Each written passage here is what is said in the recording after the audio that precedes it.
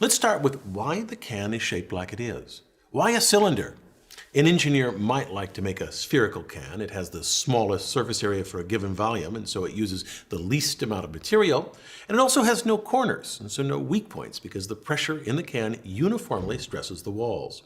But a sphere is not practical to manufacture, and of course, it'll roll off the table. Also, when packed as closely as possible, only 74% of the total volume is taken up by the product. The other 26% is void space, which goes unused when transporting the cans or in a store display. An engineer could solve this problem by making a cuboid-shaped can. It sits on a table, but it's uncomfortable to hold and awkward to drink from, and while easier to manufacture than a sphere, these edges are weak points and require very thick walls. But the cuboid surpasses the sphere in packing efficiency. It has almost no wasted space, although at the sacrifice of using more surface area to contain the same volume as the sphere. So, to create a can, engineers use a cylinder, which has elements of both shapes. From the top, it's like a sphere, and from the side, it's like a cuboid. A cylinder has a maximum packing factor of about 91%, not as good as the cuboid, but better than the sphere. Most important of all, the cylinder can be rapidly manufactured.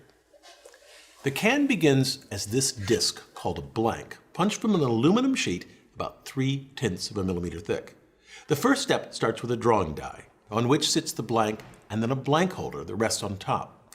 We'll look at a slice of the die so we can see what's happening. A cylindrical punch presses down on the die, forming the blank into a cup. This process is called drawing. This cup is about 88 millimeters in diameter, larger than the final can, so it's redrawn. That process starts with this wide cup and uses another cylindrical punch and a redrawing die. The punch presses the cup through the redrawing die and transforms it into a cup with a narrower diameter, which is a bit taller. This redrawn cup is now the final diameter of the can, 65 millimeters, but it's not yet tall enough. A punch pushes this redrawn cup through an ironing ring. The cup stays the same diameter as it becomes taller and the walls thinner. If we watch this process again up close, you see the initial thick wall and then the thinner wall after it's ironed. Ironing occurs in 3 stages, each progressively making the walls thinner and the can taller. After the cup is ironed, the dome on the bottom is formed. This requires a convex doming tool and a punch with a matching concave indentation. As the punch presses the cup downward into the doming tool, the cup bottom then deforms into a dome. That dome reduces the amount of metal needed to manufacture the can. The dome bottom uses less material than if the bottom were flat. A dome is an arch revolved around its center. The curvature of the arch distributes some of the vertical load into horizontal forces, allowing a dome to withstand greater pressure than a flat beam. On the dome, you might notice 2 large numbers. These debossed numbers are engraved on the doming tool. The first number signifies the production line in the factory, and the second number signifies the body maker number.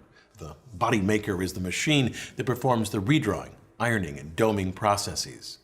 These numbers help troubleshoot production problems in the factory.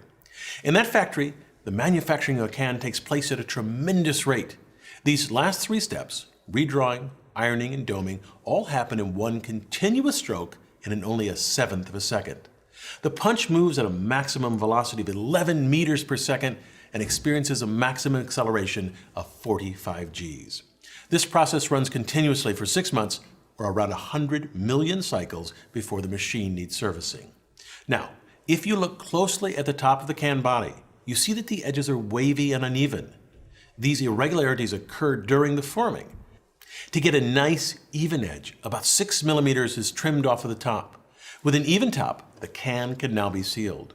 But before that sealing occurs, a colorful design is printed on the outside.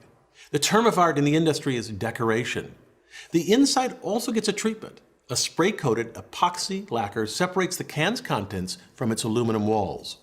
This prevents the drink from acquiring a metallic taste and also keeps acids in the beverage from dissolving the aluminum. The next step forms the can's neck, the part of the can body that tapers inward. This necking requires 11 stages. The forming starts with a straight-walled can. The top is brought slightly inward, and then this is repeated further up the can wall until the final diameter is reached. The change in neck size at each stage is so subtle that you can barely tell a difference between one stage and the next. Each one of these stages works by inserting an inner die into the can body, then pushing an outer die, called the necking sleeve, around the outside. The necking sleeve retracts, the inner die retracts, and the can moves to the next stage. The necking is drawn out over many different stages to prevent wrinkling or pleating of the thin aluminum. Since the 1960s, the diameter of the can end has become smaller by 6 millimeters, from 60 millimeters to 54 millimeters today. This seems a tiny amount, but the aluminum can industry produces over 100 billion cans a year, so that 6 millimeter reduction saves at least 90 million kilograms of aluminum annually.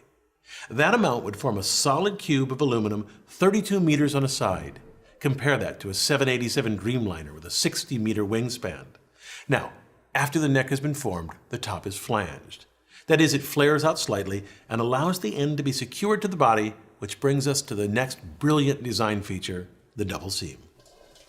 On older steel cans, manufacturers welded or soldered on the ends.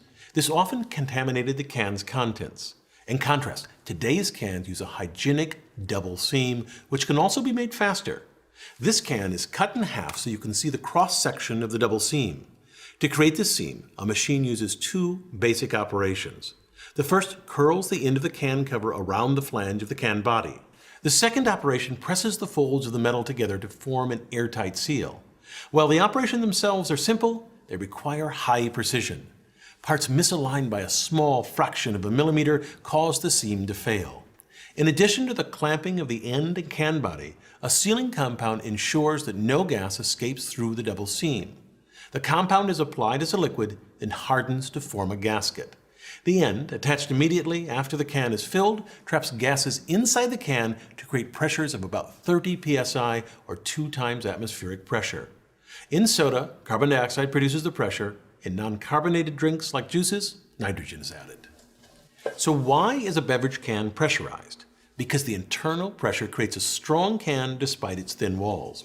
Squeeze a closed pressurized can, it barely gives. Then squeeze an empty can. It flexes easily. The can walls are thin, only 75 microns thick, and they're flimsy. But the internal pressure of a sealed can pushes outwards equally and so keeps the wall in tension. This tension is key. The thin wall acts like a chain. In compression, it has no strength, but in tension, it's very strong. The internal pressure strengthens the cans so that they can be safely stacked. A pressurized can easily supports the weight of an average human adult. It also adds enough strength so that the can doesn't need the corrugations like in this unpressurized steel food can. While initially pressurized to about 2 atmospheres, a can may experience up to 4 atmospheres of internal pressure in its lifetime due to elevated temperatures, and so the can is designed to withstand up to 6 atmospheres or 90 psi before the dome or the end will buckle. Why is there a tab on the end of the can? It seems a silly question. How else would you open it? But originally cans didn't have tabs. Very early steel cans were called flat tops for pretty obvious reasons. You use a special opener to puncture a hole to drink from and a hole to vent. In the 1960s, the pull tab was invented so that no opener was needed.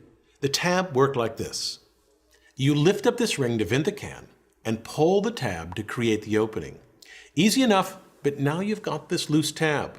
The cans ask you to please don't litter, but sadly these pull tabs got tossed on the ground where the sharp edges of the tabs cut the bare feet of beachgoers or they harmed wildlife. So the beverage can industry responded by inventing the modern stay-on tab. This little tab involved clever engineering. The tab starts as a second-class lever. This is like a wheelbarrow because the tip of the tab is the fulcrum and the rivet the load. The effort is being applied on the end. But here's the genius part. The moment the can vents, the tab switches to a first-class lever, which is like a seesaw, where the load is now at the tip and the fulcrum is the rivet. You can see clearly how the tab, when working as a wheelbarrow, lifts the rivet. In fact, part of the reason this clever design works is because the pressure inside the can helps to force the rivet up, which in turn depresses the outer edge of the top until it vents the can, and then the tab changes to a seesaw lever. Looking from the inside of the can, you can see how the tab first opens near the rivet. If you tried to simply force the scored metal section into the can using the tab as a first-class lever with the rivet as the fulcrum throughout, you'd be fighting the pressure inside the can.